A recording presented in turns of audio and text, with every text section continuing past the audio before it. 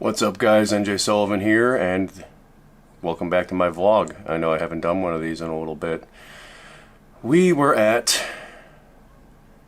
Podcast Movement all week this week. This is Sunday today, and I'm just done recovering from all that walking and talking and meeting people, so I figured now is a good time to do a vlog. It was a lot of fun, like absolutely so much fun.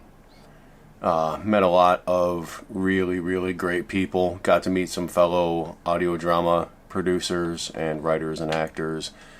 Got to meet the wonderful people from Buzzsprout, who are our hosting service. Pretty much everybody we met was absolutely awesome. Like, I don't have a bad word to say about 99% of the people who were there. And I'm not going to say bad words about the other 1% because that's not what I do. Oh man, so much happened. My wife Celosia, she was there with me, and we walked around the floor. She got up and walked, and we had her chair with us, just, because it's a big space. And to keep her from getting too tired out and not being able to do anything, we brought her chair with us. And when she was in the chair, it was amazing how many people would squat down so that they were on her eye level and talk to her. And sometimes the three of us would all be, at her eye level talking if the conversation went on a bit. That was really great to see how those people kind of made sure that she was not just felt included, but was included in the conversations. And with her aphasia, that can be tough sometimes, but they took time to understand what she was saying. They listened to her. They spoke to her just like she was anybody else, and it was really great to see. And that alone made me really happy that she got to experience that, because that doesn't happen every day for her. A lot of people will, "Oh, and how are you today?" Like she's a 3-year-old or a puppy. And she's not. She just has difficulty speaking and walking. So that was awesome. We got to meet people from Focusrite. They were great. We used their stuff. I don't have any of it on my desk right now, but we used their Scarlett 2i2 digital audio interface, or analog to digital audio interface. I'm sure there's a proper term for that, but that's what I call it, an audio interface. And the wonderful people at Heil Sound, Heil Microphones, we had a nice long conversation with them where some really cool stuff happened. I'll tell you about it real quick. We were testing out their microphones, and we put headphones on Lois so she could hear the three of us, because the floor was incredibly loud. Like, the expo floor was insanely loud. They had all the speakers for all the different tracks of the expo in the same room, and they were all amplified. They were all on PA. It was super loud. And so the microphone sellers, microphone companies, were using headphones for self-monitoring, and to be able to hear the people they're talking to, you'd use their mic. You'd get to hear yourself on their mic, so you get to try it out. And then also they had mics, so you could talk without having to yell. And we put headphones on Celosia. Lois is her real name. You guys probably know that by now. So I go back and forth between the two. We put headphones on her, and then eventually I just put one of their mics down in front of her, and she started talking, and she was speaking almost normally. Like, a lot of the effects of her aphasia kind of went away when she could hear herself. And it kind of blew my mind. It blew the people at the booth's mind. Daryl and Michelle, I hope I'm getting your name right, Daryl. If not, I'm very sorry. They were the ones talking to us, and we were all like, "Wait, what? What?" And then the next day, they stopped us as we were passing and said, hey, come by tomorrow. Come by tomorrow, because the day after was the final day of the expo. And we went by, the next day we showed up and went in, went to see them. And Michelle just looked at me and went, "I have a mic for you." And gave us this. the Heil PR40, which is a beautiful broadcast quality mic. And it's incredible, and it's something that would be way out of our price range, way out of our budget right now. And we didn't win it. It wasn't a sweepstakes. They had a sweepstakes going. Somebody else won the sweepstakes. They gave us this as a gift. So thank you to Heil Sound for that. You guys are incredible, and I've already started using it. And Solosia is going to be using it as well. It's pretty amazing. And I can't thank them enough for that. So, also, it's an incredible mic. It just sounds wonderful. So, that was a big deal. Got to meet a lot of other podcasters. Like I said, we got to meet a bunch of other audio fiction producers. There was actually an audio fiction meetup.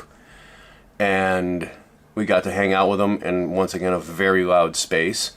But got to chat with them. At that, I met some of the people from Dolby who are involved with or run. I'm not sure off the top of my head. I have business cards, but I'm not sure off the top of my head what level they are at Dolby. But they weren't salespeople. They were like director of something, like that level. And got to talk to him about Atmos and using Atmos and training for Atmos. Didn't get Atmos for free. That would have been nice, because that's like a $400 program or something. But we're getting into immersive audio, more into immersive audio with our shows, and Atmos is one of the main programs for that. So it was great to get to chat with them and to get to chat with other audio drama producers and get ideas and actually talk to people who understood what I meant when I talked about the way Lantern Radio is formatted, the way it runs. Because I was talking to other podcasters and they're like, you have more than one show on your feed? Like, yeah, eventually we'll have 5. Like, why would you do that? And then you talk to the audio drama producers, and they're like, oh, so it's like a radio station, and it's got this meta story that's told through the news program, and then you've got these actual audio dramas that are playing just like they would have on it. And like, yeah, they totally got it. And I was like, oh, my people, I found my people. And it was great. Yeah, it was an awesome experience, and it wore me out. It absolutely wore me out. And not only, I just want to say one more thing about accessibility and kind of how Solosia and I were treated.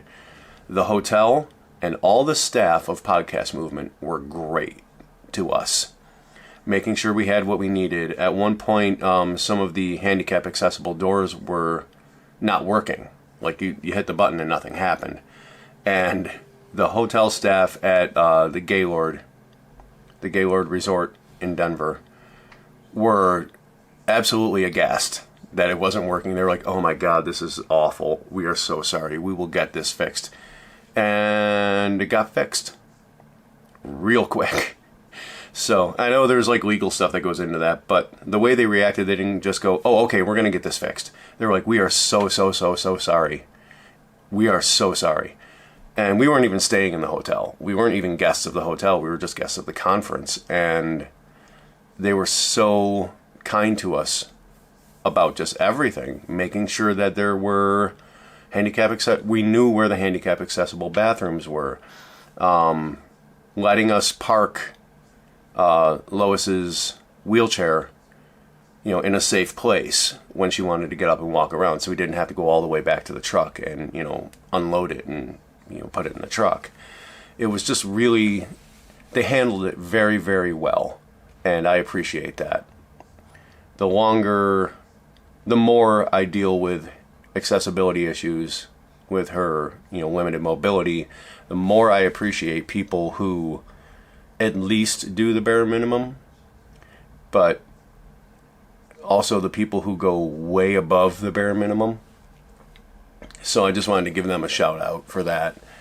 Both Podcast Movement and the Gaylord Resort here. I know it has a more proper name than that, but that's what I called it, so that's the name that's stuck in my head.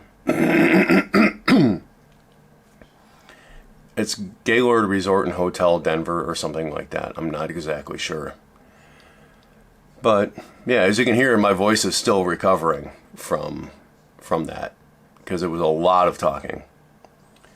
And I just want to talk about one other thing as far as that goes before I end this thing. And it's something I've kind of brought up, not on my vlog, but in conversation with people and on social media. Ever since I switched from doing print publication to doing audio, I felt like kind of an outsider to the writing community. Like I didn't belong, like kind of like a redheaded stepchild. That I wasn't really included anymore.